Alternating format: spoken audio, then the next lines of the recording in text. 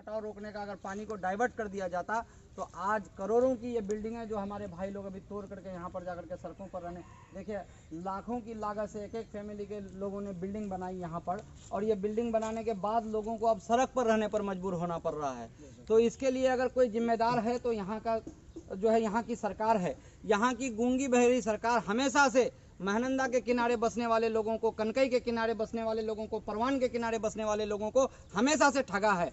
और यहाँ के जो प्रशासनिक अधिकारी हैं वो, जबकि हर साल का ये मामला है, तो हर साल के मामले को जब सुखाड़ का टाइम आता है, जब नदी का जलस्तर सबसे नीचे चला जाता है, जब यहाँ पर कहते हैं कि नाव चलने की भी ज़रूरत नहीं होती है, लोग बिना नाव के सहारे इस पार से उस पार जाते हैं, तो उस वक्त प्रशासन की तरफ से यहाँ क्यों वो लोग सोए हुए रहते हैं और यहाँ पर काम नहीं करते हैं। जैसा अभी हमारे ग्रामीण भाई ने बताया कि इनका घर टूटने से पहले इन्होंने प्रशासन को खबर की और बम्बू रोल का यहाँ पर काम किया गया। ये सरासर नाइंसाफ़ी है, सरासर धोखा है, और पता नहीं क्यों यहाँ के प्रशासनिक अधिकारी इस तरह से इन लोगों के साथ सलूक कर रहे हैं। हम तो समझते हैं कि यहाँ जिसकी भी सरकार है, जिसकी भी नुमाइंदगी है, सब यहाँ पर नाकारा है।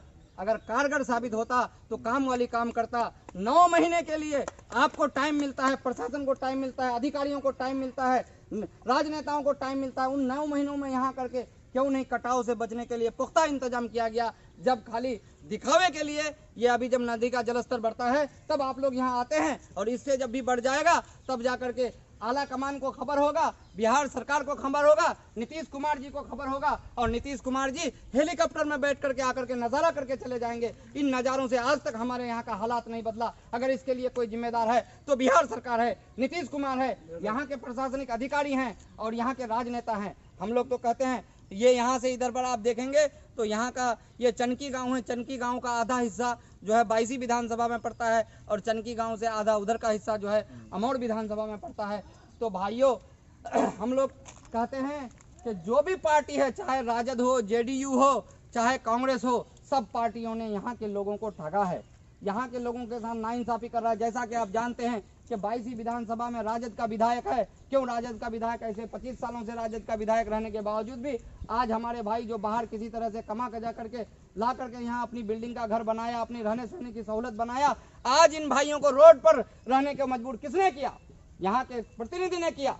ये प्रतिनिधि इसके लिए जिम्मेदार है। अगर प्रतिनिधि ये फोन कर दे यहाँ के प्रशासनिक अधिकारियों को, एसडीओ साहब को, बीडीओ साहब को, सीओ साहब को, तो हम समझते हैं कि 10 दिन के अंदर में पुख्ता काम हो सकता है। क्यों हर जगह पुख्ता काम हो रहा है, यहाँ पर क्यों नहीं हो रहा है? आप समझ लीजिए कि बीजेपी की सरकार है, बीजेपी की सरकार बिहार में एलईडी टीवी से वर्चुअल रैली कर रहे हैं। एक एलईडी टीवी का अगर पैसा खर्चा कर दिया जाए तो ये यहाँ 10 परिवारों का हिफाजत हो सकता है नदी का कटाव से। आप जो है वर्चुअल रैली करने के लिए एलसीडी टीवी का इस्तेमाल कर सकते हैं, लेकिन हमारे लोग, यहाँ की जनता कट करके यहाँ पर अपनी गाड़ी कमाई का, जिंदगी भर कमा करके लोग एक आसरा बनाए हैं कि इस आसरे में हमारी जिंदगी होगी। ये आसरा आज उनका टूट गया है, ये घोंसला इनका टूट गया है, इनका दिल टूट गया है। इसका जिम्मेदार अगर कोई है तो यहाँ का लोकल जो है नेता है और यहाँ के प्रशासन है। इसीलिए अब भाइयों वक्त है जागने का। आपने राजद को वोट किया, आपने कांग्रेस को वोट किया, आपने जेडीयू को वोट किया, सबने आपको ठगा है, सबने आपके साथ नाइंसाफी किया है। इसलिए अब मजलिस इत्तेहादुल मुस्लिमीन